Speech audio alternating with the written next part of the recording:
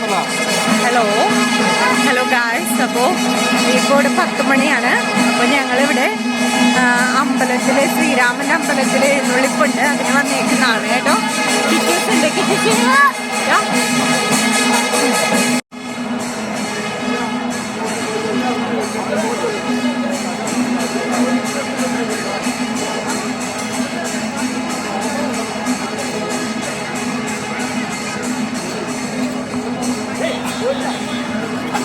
മൂന്നാനപ്പൂരം.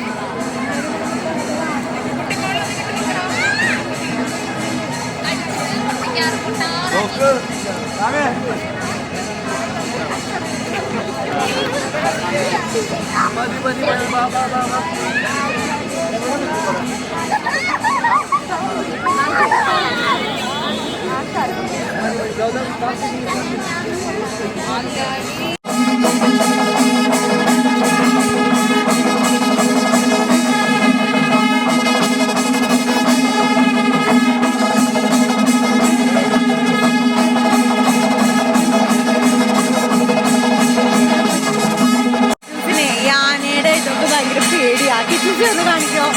പേടിയാണോടാ? ആണോ? അവൻ പോവാന്ന് പറഞ്ഞു. അപ്പൊ ഞങ്ങൾ ജസ്റ്റ് ഒന്ന് കണ്ടിട്ട് പോവാണേ. തേരൊന്നും കൂടി കാണിക്കാവേ. തേരിൽ എന്തൊക്കെയോ പ്രത്യേകതയുണ്ട്. ഞാനൊന്ന് നോക്കിയിട്ട് പറയാവേ. ഓക്കെ, ഒന്ന് പറയോ? ബായ് പറയോ? ബായ്. ഇത് എന്ന് പറയുന്നത് ശ്രീരാമനവമിയുടെ ആഘോഷങ്ങളാണ് കേട്ടോ. അപ്പോൾ തേരും കാര്യങ്ങളും ഉണ്ട്. പിന്നെ 3 ആനപ്പുറത്തുള്ള എഴുന്നള്ളിപ്പാണ്. എന്താ പറയുക, മെയിൻ ആനയുടെ തിടമ്പിൽ ശ്രീരാമൻ ഇങ്ങനെ വില്ലിങ്ങനെ ഇത് ചെയ്യുന്ന ഒരു ഇതുണ്ട്. അതാണ് എനിക്കൊരു പ്രത്യേകമായിട്ട് തോന്നിയത്. അല്ലാതൊക്കെ സെയിം ഒരു പൂരത്തിൻ്റെ ഒരു ഇതാണ്. പിന്നെ തേരും വ്യത്യാസമുണ്ട്. ഇത് തേരെന്ന് പറയുന്നത് നാഗപ്പടം വെച്ചിട്ടാണെന്ന് തോന്നുന്നു. ഹനുമാൻ്റെ ഒരു തേരാണ് കേട്ടോ. ഹനുമാൻ എനിക്ക് തോന്നുന്നു ലങ്ക എടുത്തുകൊണ്ട് വന്നതിൻ്റെ ഒരു ഇതാണോ എന്നോ എനിക്കറിയത്തില്ല. ബട്ട് എനിക്കങ്ങനെയാന്ന് തോന്നുന്നു. എനിക്ക് ഇതിനെക്കുറിച്ച് അറിയില്ല.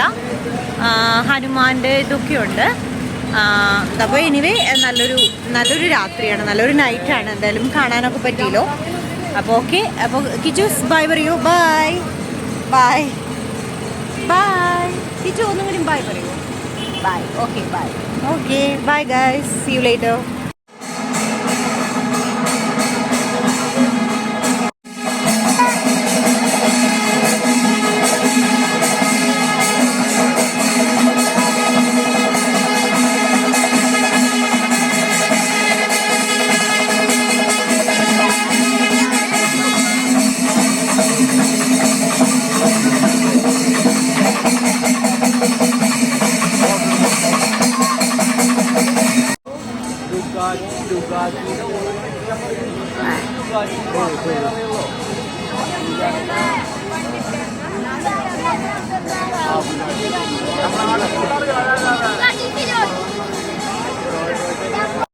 കേട്ടോ, പാറമേക്കാവിൻ്റെ ഇതാണ്, പന്തലാണ് കേട്ടോ. My god, nice.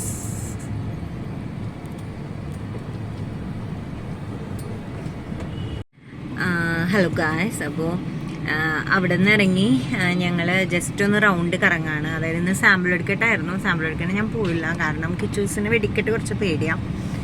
പിന്നെ നല്ല തിരക്കുമാണ്. പിന്നെ എനിക്ക് ടോട്ടലി ഇന്ന് വയ്യായിരുന്നു, അതാണ് ഒരു കാര്യം.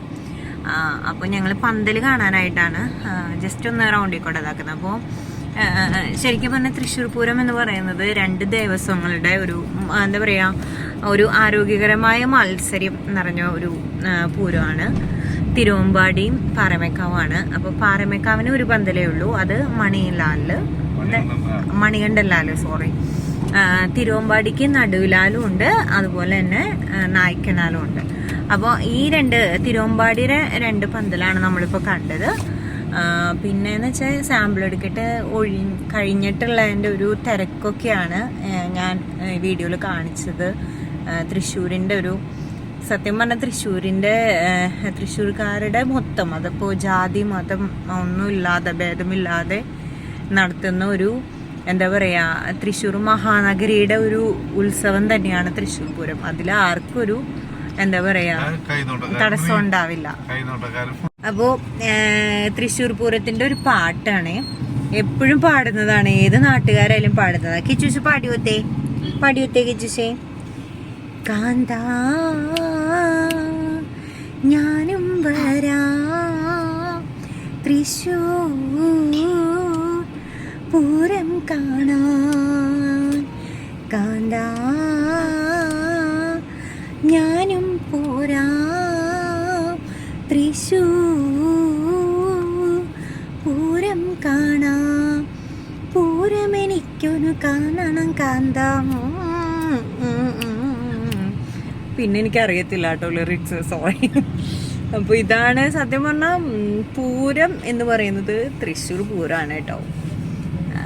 അപ്പോൾ അങ്ങനെ, അപ്പോൾ പൂരത്തിൻ്റെ ബാക്കിയുള്ള കാര്യങ്ങളും ആനകളൊക്കെ പിന്നെ കാണിക്കാം, ആനച്ചമയൊക്കെ ഞാൻ പിന്നെ കാണിക്കാം.